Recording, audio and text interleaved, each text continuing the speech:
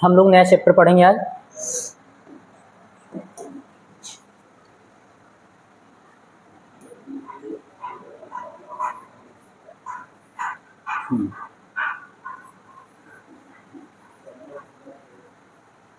Chapter 4 यही तो। ओ chapter 4 में है क्या? बिल्कुल सही।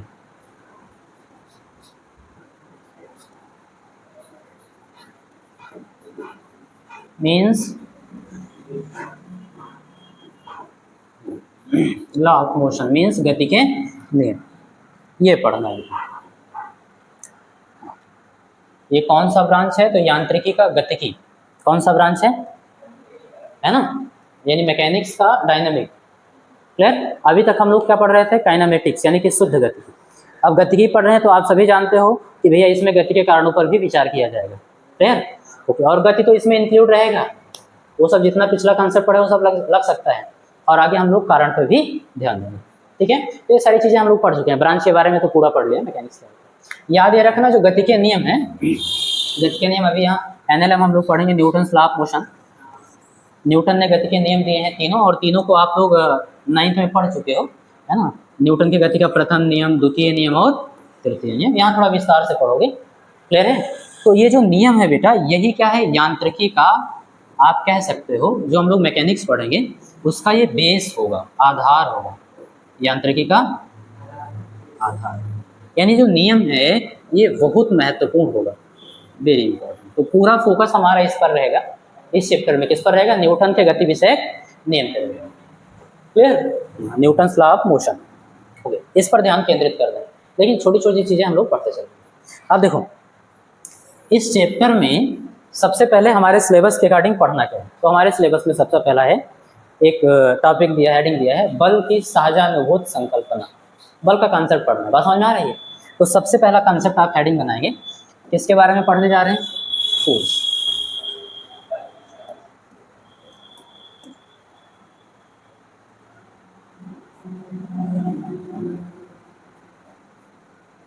हिंदी में बेटा क्या बोलते हैं इसको? बल। तो हम यही पढ़ने जा रहे हैं सबसे पहले, ये होता क्या है? क्या बेटा? हाँ, डेफिनेशन है।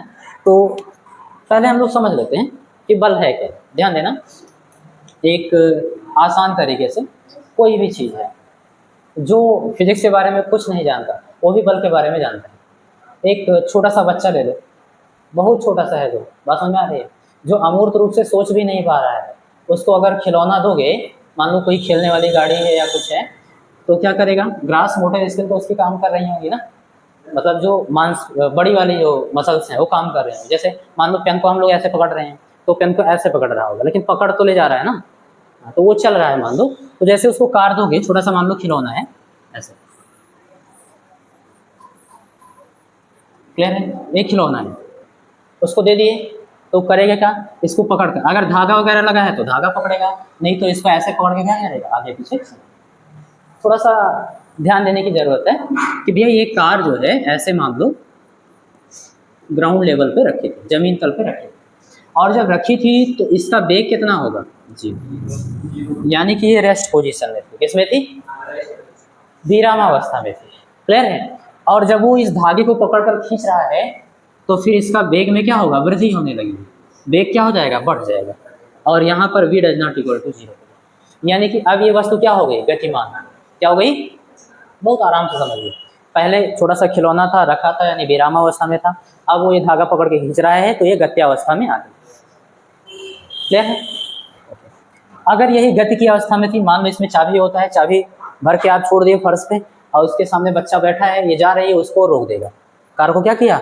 पकड़ लिया तो रुक गया ना। तो कार क्या थी? विरामावस्था में थी, वो थोड़ा सा बल लगाया और वो रुक गया। खिलौना गाड़ी क्या हो गई?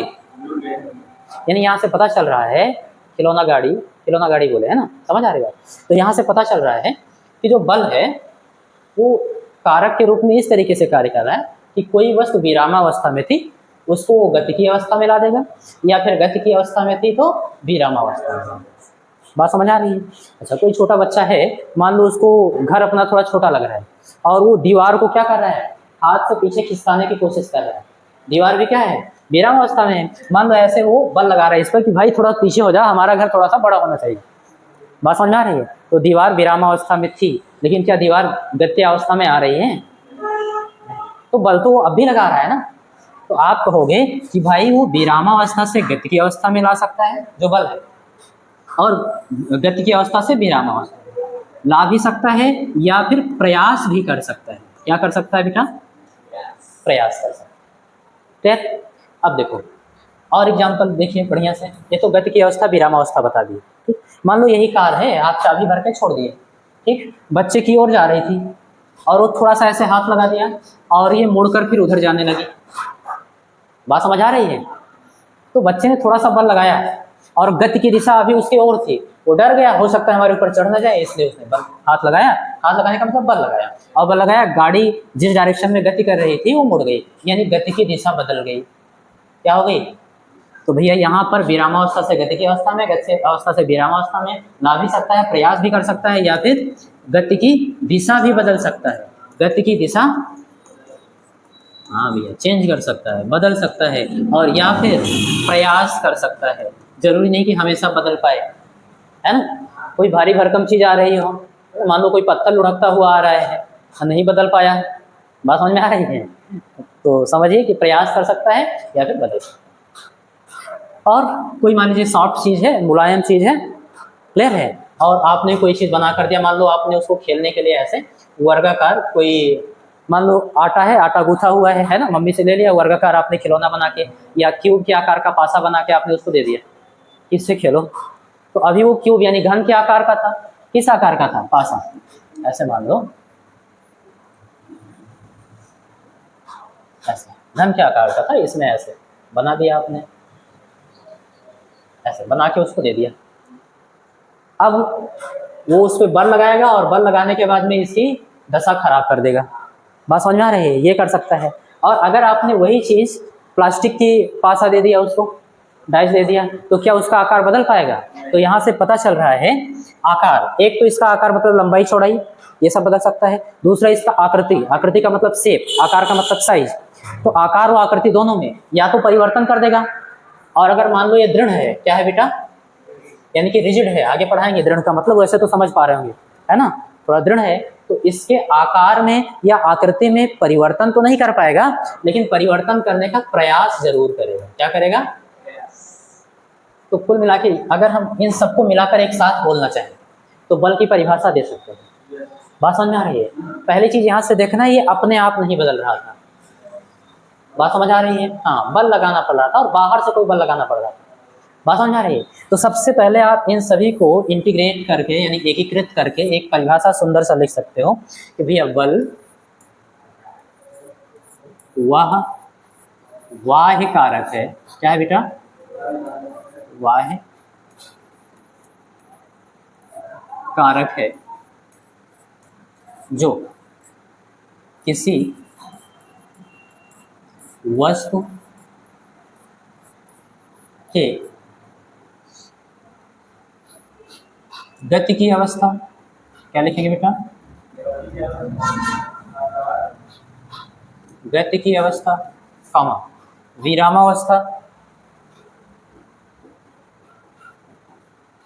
यानी विराम की अवस्था। बात समझ आ रही है? विरामावस्था, आकार, बात समझ आ रही है? लंबाई चौड़ाई ये सब क्लियर है? यानी साइज, आकार, हाँ ये भी लिख सकते हो। गति की दिशा अगर हम लोग लिखना चाहें तो वस्तु के, इसको हटा ही दो, वस्तु के गति की दिशा, वस्तु के आकार व आकृति, याद रखना ये साइज, ये शेप, ठीक है। आकार व आकृति में या तो परिवर्तन करता है या तो परिवर्तन करता है, या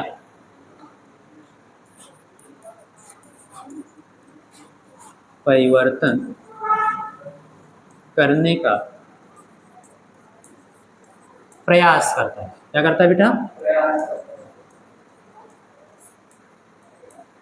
बताओ, चीजें समझ आई? परिवर्तन करने का प्रयास करता है। ये हो गई आपके बल की परिभाषा।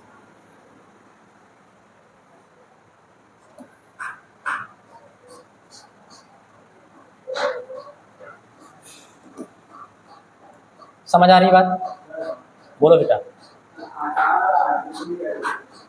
आकार और क्या चीज? नहीं समझ आ रहा है? आकार और आकृति दोनों में डिफरेंस है, वही तो बार बार समझाया है, मुझे लगा जानते हो। देखो, आकार हम साइज को बोलते हैं। किसको बेटा? ये तो इंग्लिश वर्ड हो गया, मतलब भी समझा रहे हैं इसका। जैसे मान लीजिए आपके पास कोई रबर है। क्या है? रबर है, बेलनाकार रबर है ये।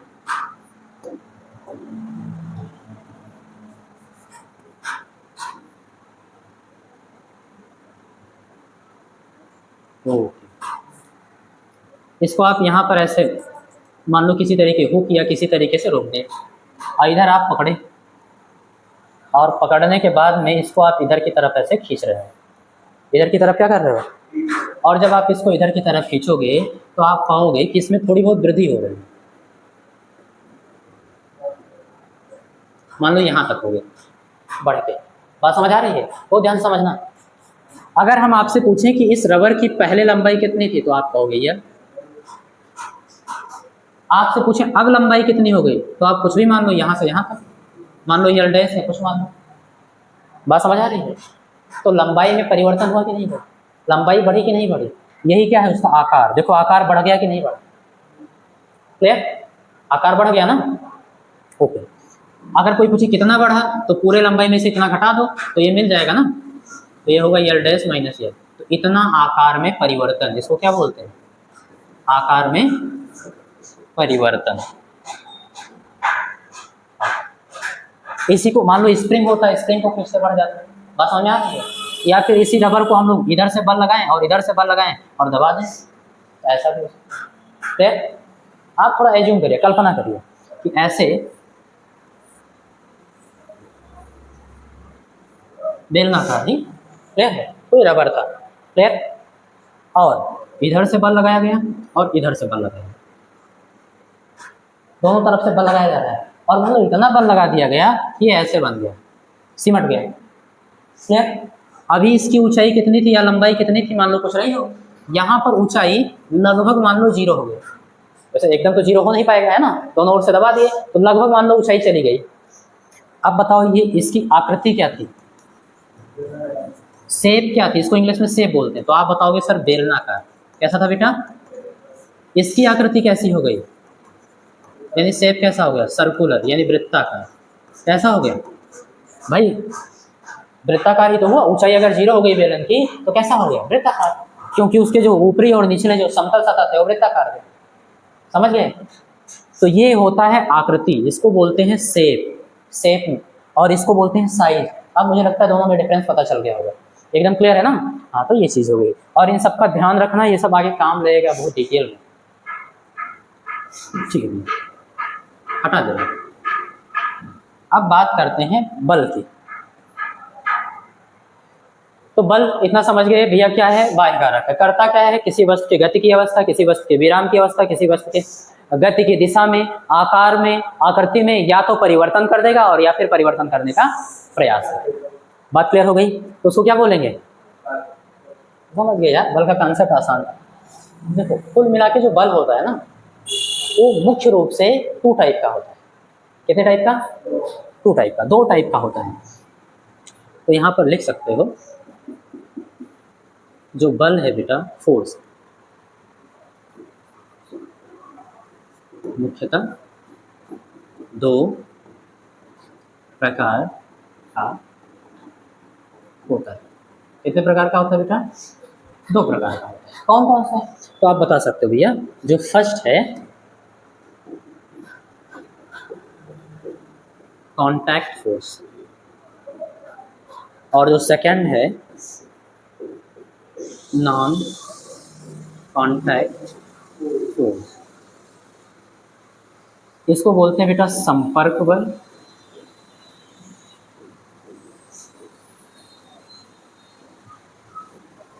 और इसको बोलते हैं असंपर्क।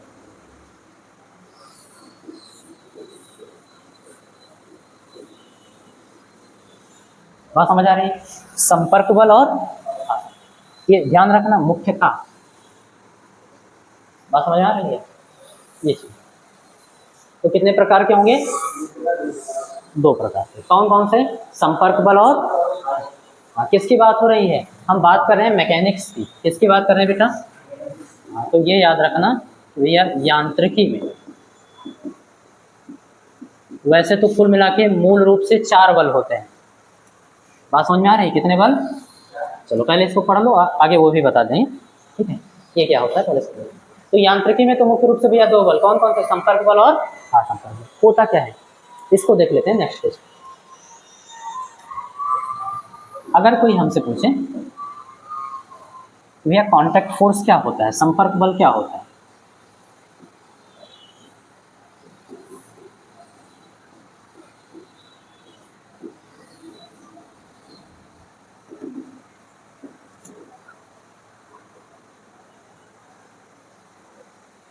ध्यान देना। हम बताएंगे कांटेक्ट फोर्स हम उसको बोलेंगे जब 2 बल, 2 वस्तुएं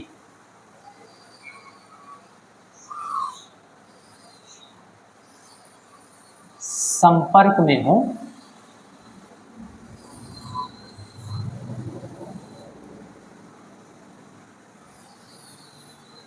संपर्क में होते हुए एक दूसरे पर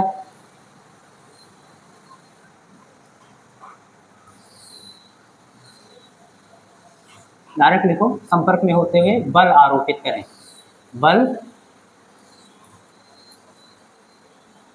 आरोपित करें। बात समझ में आ रही है? जब 2 वस्तुएं संपर्क में होते हुए बल आरोपित करने का मतलब लगाना हुआ है ना, बल लगाएं। क्लियर है? तो हम उन बल को क्या बोलेंगे? कांटेक्ट फोर्स बोलेंगे। क्या बोलेंगे बेटा? हाँ, कांटेक्ट फोर्स यानी कि संपर्क बल बोलेंगे। जैसे खिलौना गाड़ी था, रखा हुआ था, है ना, उस बच्चे ने हाथ से अपने बल लगाया उसको, तब वो चलने लगा। या फिर वो चलता हुआ आ रहा था, उसने हाथ लगाया अपना तो वो रुका। यानी पहला वस्तु कौन सा हो गया? बच्चा हो गया। दूसरा वस्तु कौन सा हो गया? वो खिलौना गाड़ी हो गया। बात समझ नहीं? तो हम उसको क्या बोलेंगे? कांटेक्ट फोर्स बोलेंगे। बात समझ आ रही है? एग्जाम्पल अगर कोई पूछता है तो बहुत सारे हैं, आप बता दो कि भैया घर्षण बल हो गया। कौन सा बल बेटा? घर्षण बल हो गया, श्यान बल हो गया। समझा रहा हूँ अभी सबका। और अगर जानना चाह रहा है तो अभिलंब प्रतिक्रिया बल हो गया। अभिलंब प्रतिक्रिया, ऐसे। बात समझ में आ रही है? ऐसे हो जाएंगे। अब देखो घर्षण बल क्या होता है, ध्यान रखना कि जब 2 कोई ठोस वस्तु है, बात समझ में आ रही है, और एक दूसरे के संपर्क में है, एक दूसरे के क्या है, और रिलेटिव मोशन हो रहा है, यानी सापेक्ष गति हो रहा है।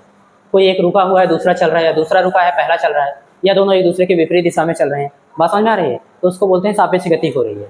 और जब सापेक्ष गति हो रही है तो उनके संपर्क सतहों के मध्य जो बल लग रहा है, जैसे एक चलने का प्रयास कर रहा है तो दूसरा क्या कर रहा है? रोक रहा है।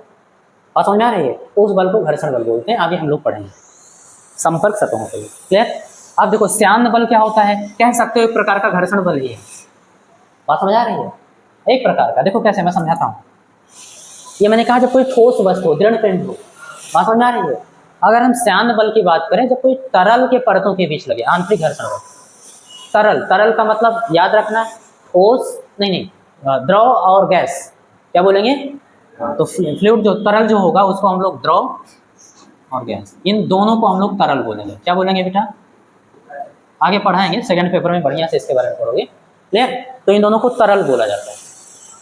तो जैसे मान लीजिए कोई द्रव है, जैसे वाटर हो गया, तो कहीं बह रहा है, नदी वगैरह में बह रहा है, तो जो निचला सतह है उसके ऊपर कोई पानी बह रहा होगा, फिर उसके ऊपर कोई पानी बह रहा होगा, तो दोनों परतों के बीच में, दोनों सतहों के बीच में, बात समझ में आ रही है, जो घर्षण बल लगता है। क्योंकि हम सभी जानते हैं, अगर प्रैक्टिकली समझे, अभी ज़्यादा डीप में जाना नहीं है, डीप में तो बताएंगे, है ना। हम लोग अगर प्रैक्टिकली समझें तो जानते हैं कि जैसे जैसे पानी की गहराई में जाते जाएंगे पानी शांत रहेगा, इसका मतलब उसका वेग कम है। और जैसे जैसे ऊपर आएंगे तो पानी तेजी से बहता है, नदी नहर कुछ भी हो गया, बात समझ में आ रही है। तो वहाँ पे इस कंडीशन में मान लो ये नीचे वाला परत है तो ये शांत कब है, इसका वेग कम है, और नीचे जाएंगे और कम होगा। सबसे नीचे जब जाएंगे तो वहाँ पर वेग उसका 0 होगा, इसीलिए तो शांत है। तो ये मान लो नीचे वाला सतह है, ये मान लो ऊपर वाला सतह। अब ये तेजी से बह रहा होगा, तो जब ये धीरे धीरे बह रहा है तो ये क्या कर रहा होगा, उसको रोक रहा होगा, कहाँ जा रहा है, हमको भी लेते चलो। तो तरल के परतों के बीच जो बल लग रहा है कौन सा, वही घर्षण बल, आंतरिक घर्षण बल बोलते हैं, उसी को श्यान बल बोलते हैं, विस्कस फोर्स बोलते हैं। ये फ्रिक्शन फोर्स हो गया। अब विलंब प्रतिक्रिया बल क्या होता है, इसी चैप्टर में आगे पढ़ेंगे। जब कोई वस्तु, कोई दृढ़ वस्तु है, बात समझ आ रही है, उसको किसी दृढ़ वस्तु के ऊपर रख दें तो उसके संपर्क सतहों के लंबवत, इसके संपर्क सतहों के लंबवत एक बल लगता है, उसी को हम लोग अभिलंब प्रतिक्रिया बल बोलते हैं, इन नॉर्मल रिएक्शन फोर्स। तो नॉर्मल रिएक्शन फोर्स को कुछ लोग एन से लिखते हैं और कुछ लोग आर से लिखते हैं, जैसे मन कहेगा लिखते हैं ना। हाँ, विस्कस फोर्स एफ, ये आपका क्या नाम है, घर्षण बल आपका स्मॉल है, तो ठीक है, ऐसे लिखेंगे। तो ये सब प्रतीक है, आगे हम लोग पढ़ेंगे। तो तीनों बल के बारे में समझ आ गया, और तीनों ही बल क्या हैं, संपर्क बल। क्योंकि आपने कहा घर्षण बल में 2 सतहों के बीच, यहाँ पर श्यान बल में भी 2 सतहों के बीच, दोनों में डिफरेंस क्या रहेगा, ये ठोस रहेगा, ये तरल रहेगा। तरल का मतलब द्रव भी हो सकता है, गैस भी हो सकता है, क्लियर है बात, ओके। अभिलंब प्रतिक्रिया में कह रहे हो कोई एक वस्तु होगा जो कि किसी दृढ़ वस्तु के सतह पर रखा जाएगा, तो ये भी संपर्क में आया, संपर्क में आने के बाद ही ये सारे बल लग रहे हैं, इसलिए इनको हम लोग क्या बोलेंगे, संपर्क बल। कोई डाउट किसी बच्चे को, ओके। अब आप लोग सोच रहे होंगे सर नॉन कांटेक्ट फोर्स कौन सा होगा, कांटेक्ट तो समझ में आ रहा है, मतलब बिना छुए बल लग रहा होगा, ये तो जादू हो जाएगा, है ना, बात समझ आ रही है ना। हाँ, तो आप लोग पहले से इससे परिचित हो, जादू आप लोग दिखा चुके हो, ऐसी बात नहीं है, अभी याद आ जाएगा।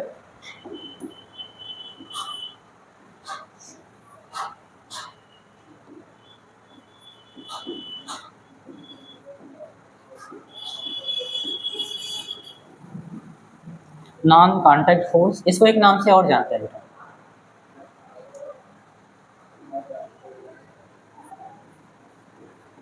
लॉन्ग रेंज फोर्स, दीर्घ परासी बल या दीर्घ परास बल, बात समझ आ रही है। क्या बोलते हैं इसको, असंपर्क, हिंदी में भी लिख लेना बेटा, संपर्क बल, इसी को असंपर्क या निसंपर्क भी बोलते हैं, तो कंफ्यूज मत होना, निसंपर्क फोर्स, निसंपर्क बल, असंपर्क बल, निसंपर्क, या फिर इसी को क्या बोलते हैं बेटा, लॉन्ग रेंज फोर्स, यानी कि दीर्घ परास। अच्छा, अब ये होता क्या है, सिंपल सी बात है, उसी का उल्टा, जब, बिल्कुल सर, 2 वस्तुएं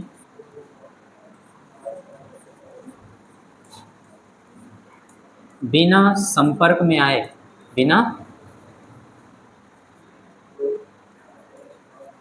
बिना संपर्क में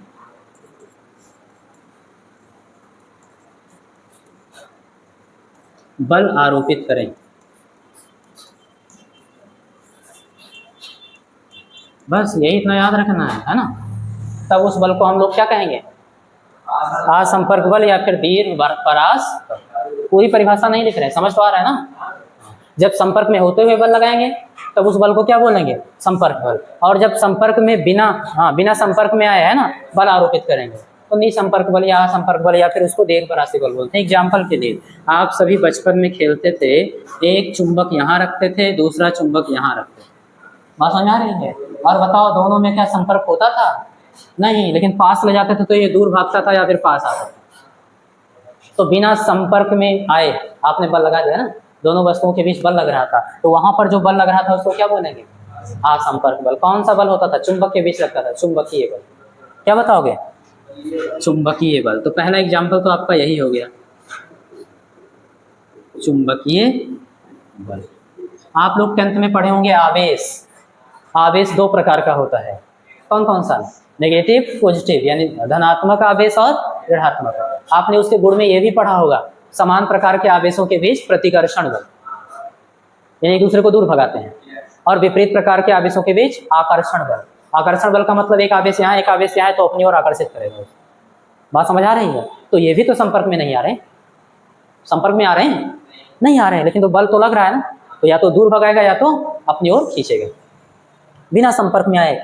तो ये आवेश के बीच बल लग रहा है, विद्युत बल क्या बताएंगे? हाँ, तो इसी को स्थिर वैद्युत बल भी, इलेक्ट्रोस्टैटिक फोर्स भी बोलते हैं, या फिर वैद्युत बल, स्थिर वैद्युत बल। आवेशों के बीच बल लगेगा। किसके बीच बेटा? आवेशों के बीच बल, चुंबक के बीच बल। और समझो 9th में आपने पढ़ा होगा गुरुत्वाकर्षण का नियम पढ़े थे ना। न्यूटन ने कहा था ब्रह्मांड में कोई भी दो पिंड है, M1 M2 उनके द्रव्य, बात समझ आ रही है? कोई भी दो पिंड है तो एक दूसरे को अपनी ओर खींच रहे हैं, यानी ये वाला इसको खींच रहा है, ये वाला इसको खींच रहा है, और वो जो बल लग रहा है ना उसी बल को हम लोग गुरुत्वाकर्षण बल कहेंगे। क्या बोलेंगे? और उसकी वैल्यू भी उन्होंने बताई थी, G M1 M2 अपान R स्क्वायर। देखो R क्या था बेटा? इन दोनों पिंडों के सेंटर टू सेंटर की दूरी, यानी सेंटर केंद्र से केंद्र के बीच की दूरी। तो इन सब चीजों से हमको नहीं मतलब, कुल मिला के बिना संपर्क में आए खींच रहा है ना एक दूसरे को।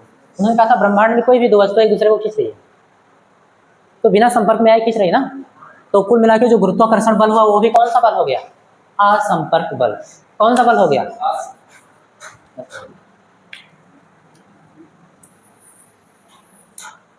तो आप बता सकते हो बेटा कौन सा? गुरुत्वाकर्षण।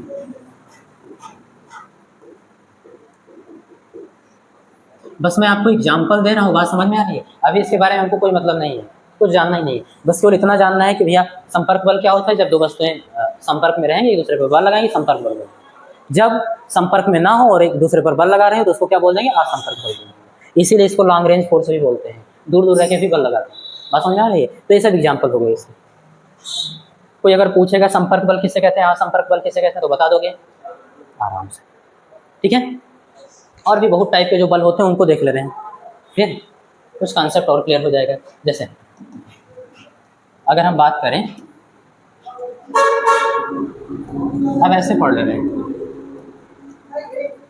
एक बल होता है बैलेंस फोर्स, बैलेंस फोर्स, इसको बोलते हैं बेटा संतुलित बल। क्या बोलते हैं? बिल्कुल सही, संतुलित बल।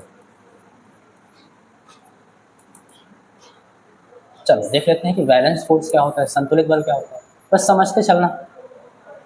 सपोज करो आपके पास कोई बॉडी है,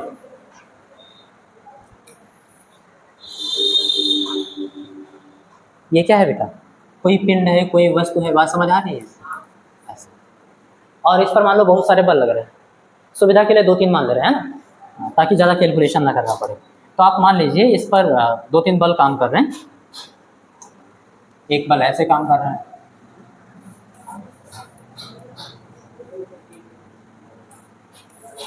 ऐसे काम कर रहा है, ऐसे काम कर रहा है। बात समझ आ रही है? मान लेना ये F1 है और ये F2 बल लग रहा है, और यहाँ पर देखो भैया बल को इंग्लिश में क्या बोलते हैं बेटा? फोर्स। क्या बोलते हैं?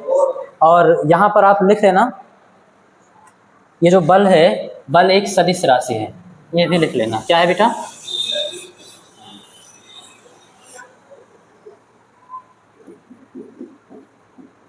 बल क्या है? सदिश राशि। बात समझ आ रही? और अगर सदिश राशि है तो आप पढ़ चुके हो, इसको हम लोग ऐसे, इसका रिप्रेजेंटेशन कैसे करेंगे? एक तीर द्वारा। किसके द्वारा? तीर द्वारा। और आप समझ पा रहे हो, इसको हमने F1 कह दिया, इसके ऊपर तीर लगा कर रखा है। इंग्लिश में फोर्स बोलते हैं इसलिए F से लिखते हैं, और तीर क्यों लगा रहे हैं? क्योंकि सदिश राशि। समझ गए? तो इसलिए इसको F1 F2 F3 ऐसे दर्शा दिए। मान लो 3 बल काम करें। अब अगर ध्यान से देखना, यदि परिणामी बल यानी रिजल्टेंट फोर्स FR, R का मतलब समझ आ रहा है? रिजल्टेंट, या डायरेक्ट लिख दो केवल F। यदि परिणामी बल, परिणामी बल को हम किससे लिख रहे हैं? F। F बराबर कितना है, इन सबको जोड़ो, F1 F2 F3 को क्या करेंगे, जोड़ेंगे। मान लो F1 की वैल्यू 10 है, F2 की वैल्यू 5 है और F3 की वैल्यू 5 है, तो कितना आएगा, कितना आएगा, यही तो गलती कर रहे हो। अभी मैंने समझाया ये सदिश राशि है, बात समझ में आ रही है। और जब सदिश राशियों को जोड़ना है तो सदिश नियमों से जोड़ेंगे, आपके अनुसार नहीं बस 20 कर देंगे, तो परिमाण को जोड़ रहे हो, हमको दिशा सहित जोड़ना है, क्लियर।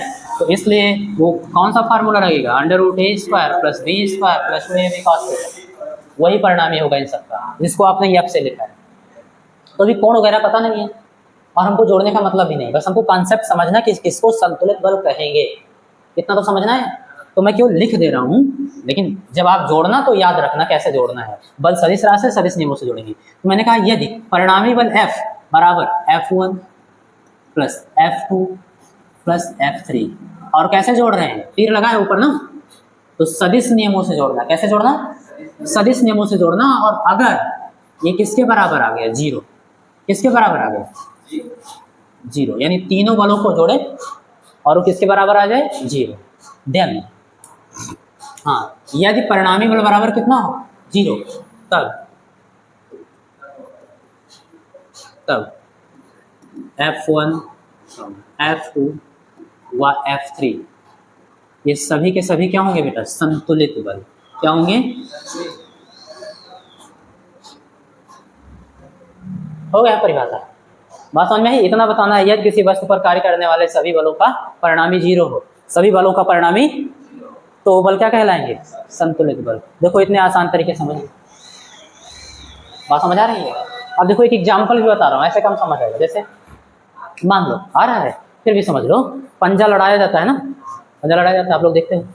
मान लो इधर से कोई लड़ा रहा है, कोई इधर से लड़ा रहा है, और दोनों का पंजा वहीं रुक गया। अब ये वाला ना उधर जा रहा है, ये वाला ना उधर जा रहा है। इसका मतलब क्या हुआ, जितना बल इधर से उधर लगा रहा है, जितना बल इधर से उधर लगा रहा है, दोनों बल क्या है, बराबर। दोनों बल क्या है, और ये इधर की ओर लगा रहा है, ये इधर की ओर लगा रहा है, तो दोनों बल बराबर है। मान लो इधर 5 न्यूटन का बल है और इधर भी कितना लग रहा है, 5 न्यूटन, कितना। और जब दोनों एक दूसरे के विपरीत दिशा में हैं, बात समझ में आ रही है, तो उनके बीच का कोण कितना होता है। और जब लगाओगे परिणामी बल F बराबर, तो √a² 5² + b² 5² + 2ab यानी 5 × 5, बात समझ आ रही है। और इंटू cos थीटा, तो cos 180 की वैल्यू -1, तो यहाँ जाएगा माइनस, मन के सॉल्व करो, मन के a² + b² + 2ab, a - b का होल स्क्वायर, तो a - b का होल स्क्वायर, अंडर रूट में वर्ग से वर्गमूल हट जाएगा, 5 - 5 बचा, और वो किसके बराबर होता है। तो मैंने आपको डायरेक्ट सिखा रखा है, अगर कोई भी सदिश राशि विपरीत दिशा में हो, उनके परिणामी घटा दो, परिणामी निकालते समय उनके परिमाण को क्या करो, घटा दो। तो यहाँ कर सकते हो डायरेक्ट, जब जोड़ने के लिए कह रहा है तो घटा दो, क्यों, क्योंकि विपरीत दिशा में, तो 5 - 5 0, यानी कोई बल ही नहीं लग रहा, बस वो हमको केवल दिख रहा है कि बल लग रहा है। असल में परिणामी बल कितना है, और परिणामी बल 0 है तो क्या होगा, संतुलित हो जाएगा। संतुलित होने का मतलब रुक जाएगा, बैलेंस हो जाएगा। ऐसे रस्सा कसी वाला गेम होता है ना, कुछ पार्टी इधर होती है, कुछ पार्टी इधर, रस्सा खींचते हैं ना पकड़ के, उसमें गांठें लगी रहती है। तो अगर रस्सी मान लो बीच में रुक गई, ना उधर जा रही है ना इधर जा रही है, इसका मतलब जितना ये ए पार्टी बल लगा रहे हैं उतना ही बी पार्टी बल लगा रहे हैं, अपनी अपनी ओर खींच रहे हैं। और जब दोनों बल बराबर और विपरीत दिशा में है, तो विपरीत दिशा में सदिश राशि से घटाओगे, मान लो 20 न्यूटन लगा रहे हैं, 20 - 20 0, कोई बल ही नहीं लग रहा, तो क्यों जाएगा रस्सा इधर उधर, कहीं नहीं जाएगा।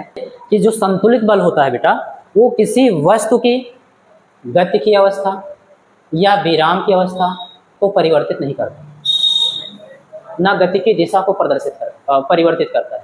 समझिए क्यों, अगर कोई वस्तु विरामावस्था में है, मान लो ये कोई पिंड है, और इस पर संतुलित बल लगा दिए। संतुलित बल लगाने का मतलब मान लो इधर से आप लगा दिए, इधर की ओर दबा रहे हो, कितना, 10 न्यूटन का बल लगा, इधर से उधर की ओर दबा रहे हो, 10 न्यूटन का बल लगा, क्लियर। तो ये वस्तु ना तो उधर जाएगा और ना इधर जाएगा, यानी ये अगर मान लो स्थिर है, अगर ये इसका वेग कितना है 0, तो ये 0 ही रहेगा। इसका मतलब विरामावस्था में कोई परिवर्तन हो रहा है, क्यों, क्योंकि 10 - 10 0, कोई बल ही नहीं लग रहा है इसको, परिणामी बल 0 है, इसलिए ये ना उधर जाएगा ना इधर जाएगा। तो संतुलित बल किसी वस्तु के विरामावस्था में कोई परिवर्तन नहीं कर सकता। अगर मान लो ये गतिशील होता, मान लो ये मार्कर है, ये मार्कर है, ऐसे गतिमान, ऐसे क्या था, और हम इधर से 10 न्यूटन का बल लगा रहे थे, इधर से 10 न्यूटन का बल लगा रहे थे, ये पहले से गतिमान था, और अब आप 10 न्यूटन का बल इधर से, तो कोई बल लगा रहे हो असल में, कोई बल नहीं लगा रहे, क्योंकि 10 - 10 0, आप लगाए रहोगे तब भी ये जैसे जा रहा था वैसे जाता रहेगा। मान लो ये ऐसे गतिमान था, इधर की ओर जा रहा था, आप नीचे से 5 न्यूटन का बल लगाते हो, ऊपर से 5 न्यूटन का बल लगाते हो, बात समझ में आ रही है? तो इसकी गति की दिशा भी नहीं बदलेगी, क्योंकि विपरीत दिशा में सदिश राशियां हैं, तो घटाओगे, तो परिमाण को क्या करोगे? घटाओगे। 5 - 5 0, इस पर जो परिणामी बल है वो 0 है, यानी ये जैसे जा रहा था वैसे जाएगा, ना ये ऊपर जाएगा ना ये नीचे जाएगा।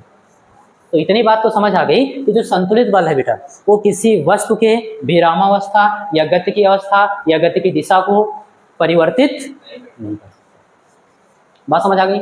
लेकिन वस्तु के आकार आकृति में परिवर्तन जरूर कर सकता है। अब इस पर ज्यादा बल लगा दिए तो ये ऐसे ऐसे क्या होगा? पिचक जाएगा।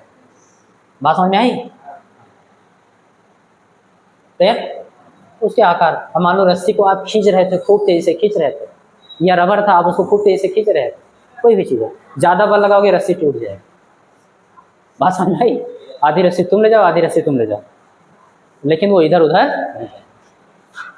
इतनी बात समझ में आ जानी चाहिए।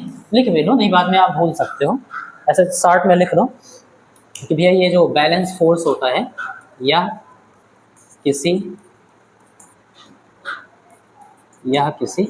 वस्तु के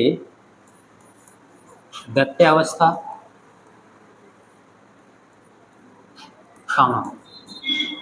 विरामावस्था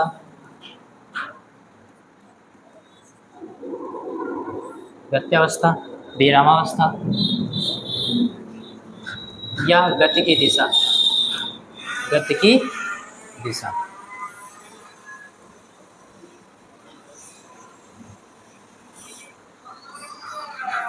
कोई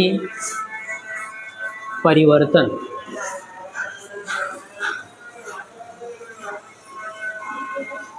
नहीं करता। ये याद रखना, कोई परिवर्तन इंपॉर्टेंट चीज है। दूसरी चीज, एक बात और, बट यानी परंतु यह वस्तु का आकार, वस्तु का व आकृति बदल सकता है। बात समझ में आ रही है?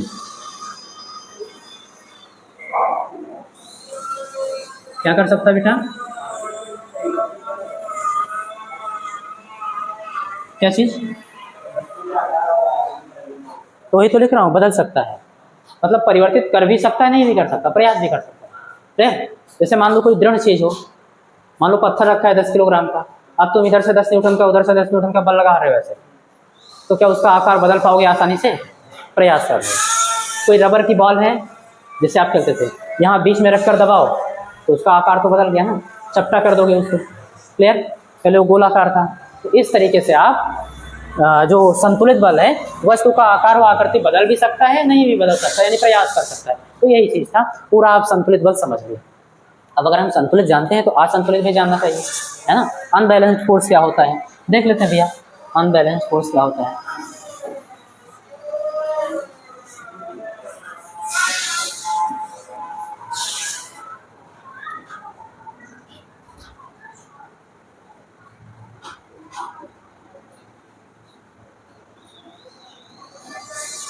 इसको बोलते हैं बेटा असंतुलित बल। क्या बोलेंगे? असंतुलित बल। चलो देख लेते हैं असंतुलित बल क्या होता है। वही सेम चीज, आप सपोज करिए आपके पास कोई बॉडी है, बिल्कुल ये आपका क्या है, कोई पिंड है, और इस पर आप सपोज कर लीजिएगा कि ऐसे 2 3 4 5 बल कुछ काम कर रहे हैं। एक बल ये हो गया,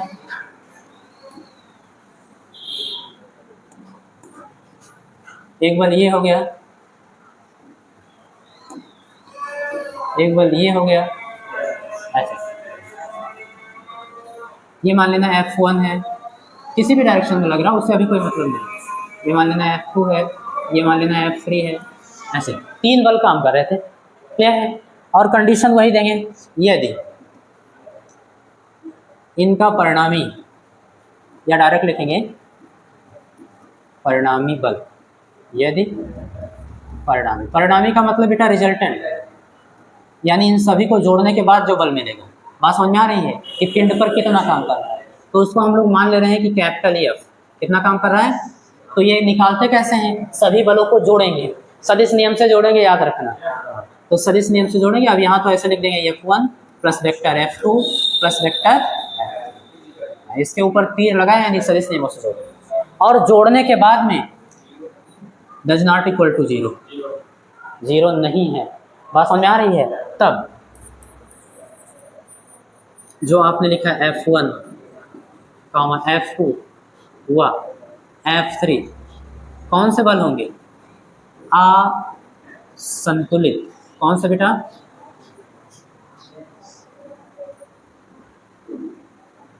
बल होंगे। आप आराम से परिभाषा दे सकते हैं क्या, यदि किसी वस्तु पर कार्यरत सभी बलों का बीजगणितीय सभी बलों का सदिश बीजगणितीय योग, याद रखना है ना, सदिश नियमों से जोड़ेंगे। 0 नहीं है यानी शून्य नहीं है, तब उन बलों को हम लोग क्या बोलेंगे, असंतुलित बल बोलेंगे।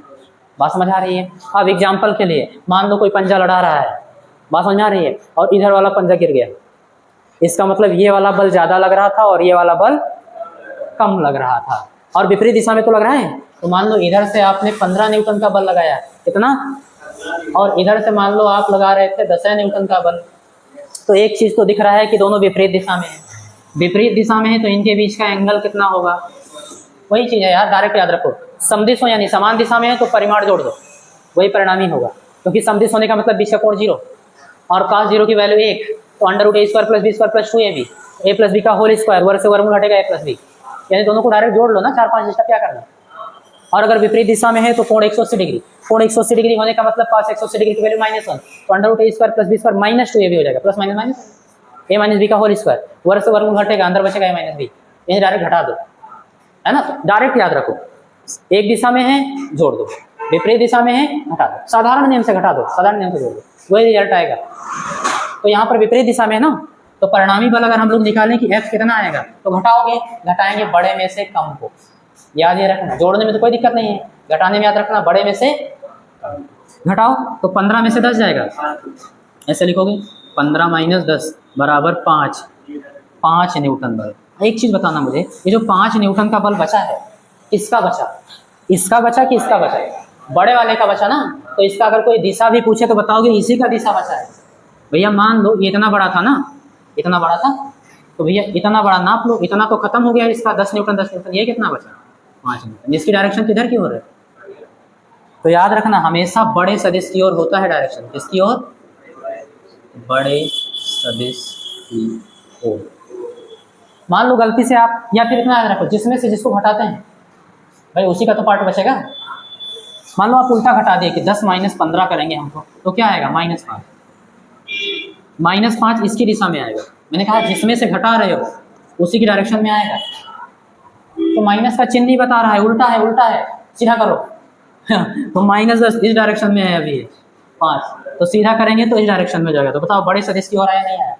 तो क्या करने के लिए दुनिया भर की नौटंकी, इतना याद रखो हमेशा बड़े सदिश की ओर दिशा होगी। तो 5 न्यूटन किसका बच गया था, इस वाले हाथ का, इसीलिए 10-10 तो बैलेंस हो गया, लेकिन 5 वाला का हाथ तुमको हम गिरा देंगे। बात समझ में आई। ऐसे रस्सा कसी में भी होता है, मान लो 100 न्यूटन का बल इधर लग रहा है, 120 न्यूटन का बल उधर लग रहा है, तो 100 तो बैलेंस हो गया, लेकिन 20 बचा ना, इसका 20 बचा, ये 20 खींच ले जाएगा सबको 20 न्यूटन से। समझ गए, यही होता है अनबैलेंस फोर्स। अब एक चीज आप देख पा रहे हो, अनबैलेंस फोर्स क्या कर रहा है, विरामावस्था को गति की अवस्था में बदल दे रहा है। बात समझ आ रही है, गति की अवस्था को विरामावस्था में भी बदल सकता है। कैसे, मान लो ये मार्कर है, ऐसे गतिशील था उधर की ओर, और इधर से आप 2 न्यूटन का बल लगाए, इधर से आप लगा दिए गलती से 5 न्यूटन का बल, तो 2 न्यूटन को तो बैलेंस करेगा, लेकिन 3 न्यूटन इसका बचेगा, तो 3 न्यूटन करेगा क्या, इसको रोकने में लगाएगा, तो इसको धीरे धीरे जाकर कहीं ना कहीं रोक देगा। तो बताओ गति की अवस्था को विरामावस्था में ला दिया, दिशा भी बदल देगा, अनबैलेंस लग रहा है तो। क्लियर, यही सब होगा। तो आप बता सकते हो भैया, यहाँ पर कोई डाउट तो नहीं ना, समझ गए। ये सब बहुत इंपॉर्टेंट चीज़ है, आगे काम लगेगा बार बार। हाँ भैया, कोई अनबैलेंस पूछे तो आप बताओगे, या वस्तु की गत्यावस्था याद नहीं रखना है, ये सब ऐसे लिखवा रहा हूँ कि जब आप खोलो तो एक बार देख लो, है ना, नहीं तो समझो याद करना है सब, आपको समझ के रखना, जैसे मैंने समझाया है यहाँ ऐसा होगा, अगर ऐसा है तो क्लियर, और धीरे धीरे समझ बन जाएगा, तो भूल ना जाओ इसलिए लिखवा दे रहा हूँ। यदि वस्तु की गत्यावस्था, विरामावस्था,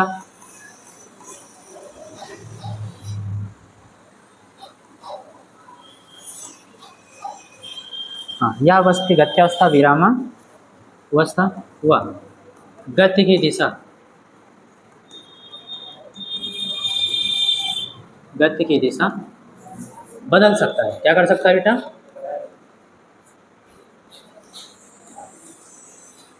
यानी विरामावस्था में है तो गति की अवस्था में ला सकता है, गति की अवस्था में है तो विरामावस्था में ला सकता है, और किसी एक दिशा में गतिशील है, बस मान लो ये मार्कर इस डायरेक्शन में गतिशील था, और इधर से कोई लगाया 2 न्यूटन का, उधर से लगा दिया 5 न्यूटन, बात समझ आ रही है? तो अनबैलेंस फोर्स हो गया, नहीं हो गया? 2 न्यूटन 2 को तो न्यूट्रल कर देगा और 3 न्यूटन इधर से बच जाएगा, तो ये वाला उसको इधर मोड़ देगा ऐसे, बात समझ में आ रही है?